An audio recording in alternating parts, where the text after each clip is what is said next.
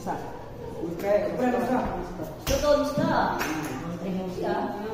Busy rin ako sa pangaral eh. Kaya nga, dami natin pa. Dami Papadasal ka lang ako.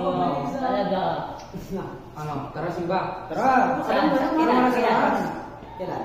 Pagkatapos ng simba, 6 AM. Pagkatapos, diretso na sa gym. Ayun! Bukas natin. Pero tol, ba't naman ganon? Kung maraming ginagawa, napakadasal na lang ako.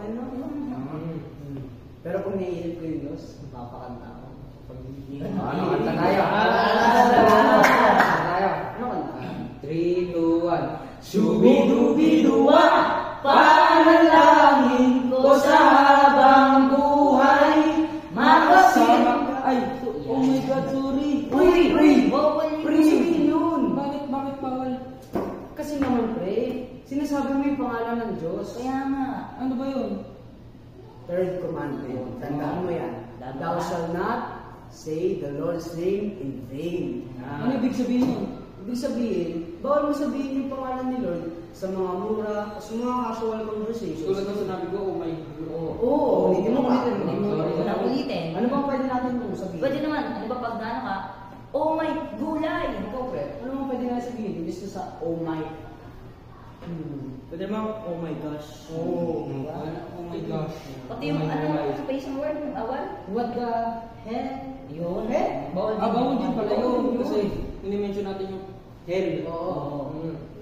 What the heck? Oh, what the hell? What the hell? Sige, ulit tayo. Kanta ulit tayo. Tapos pwede din yung, what the hotdog? Oo, meron din pa isa. Alam mo yung sinasabi nila yung, sa ngalan ng Diyos, hindi ako nagsinungaling. Hindi pwede. Oo, masama din yun. Oo, kasi patay na sa sarili mong buhay kasi ginawa tayo ng Diyos eh. Ba't natin sabihin yun? Ano, tara, kanta ulit. Ulitin na lang, ayos na. Shubidubiduwa, Panalangin ko sa habang buhay. Makapiling ka, makasama ka, yan ang panalangin ko.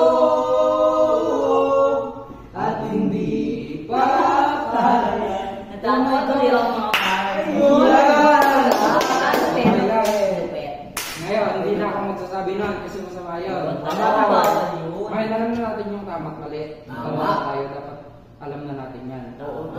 Pero hindi lang dapat yung yung pangatlong commandment ang susundin natin yan. Oo. Dapat lahat din. Lahat Tama. tama.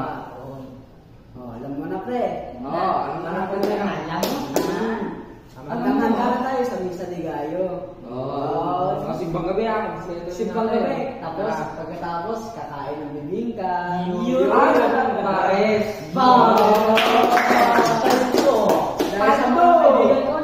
Oh my gosh ako! Oh my gosh! What the hotdog? Sige pre, magagabi na rin para makapaganda tayo sa misa. Yeah. Bye-bye! Tol! Bye-bye. Bye pre.